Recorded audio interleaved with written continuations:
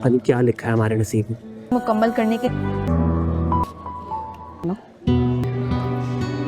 ही नहीं है, वो आपको परेशान नहीं करता। In fact he doesn't even exist for me. मेरी बेटी की आंखों में मैंने आज सच्चाई देखी है। या अल्लाह, है क्या झूठ मैं नहीं जानता। खाना लगाऊं तुम्हारे लिए?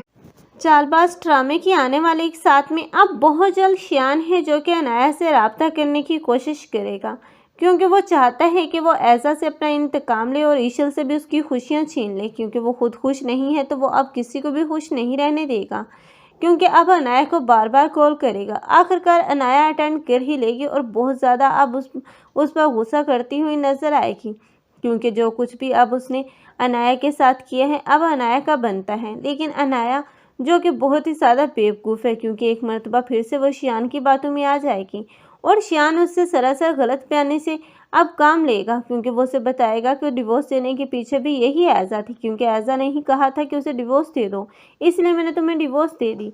लेकिन अब ये ऐज़ा है जो कि पहले से भी ज़्यादा अब तकलीफ़ बर्दाश्त करेगी अनाया की वजह से, क्योंकि अनाया जो कि अब उसे अपना दुश्मन समझने लगेगी।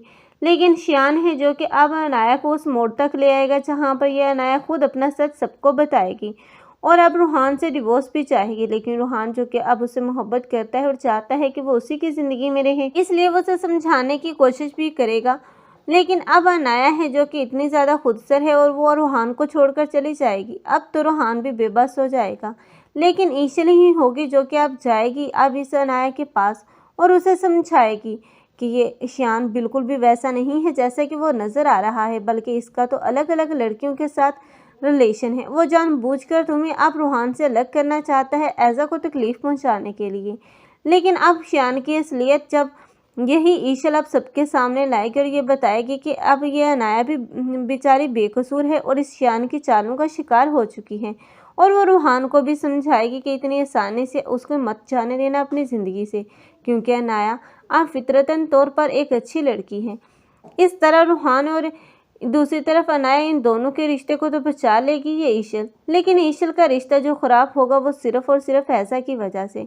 आप लोगों को ये ड्रामा कैसा लग रहा है और इस ड्रामे में किसकी एक्टिंग को लाइक कर रहे हैं, कमेंट सेक्शन में अपनी कीमती राय का इज़हार लाज़मी करें।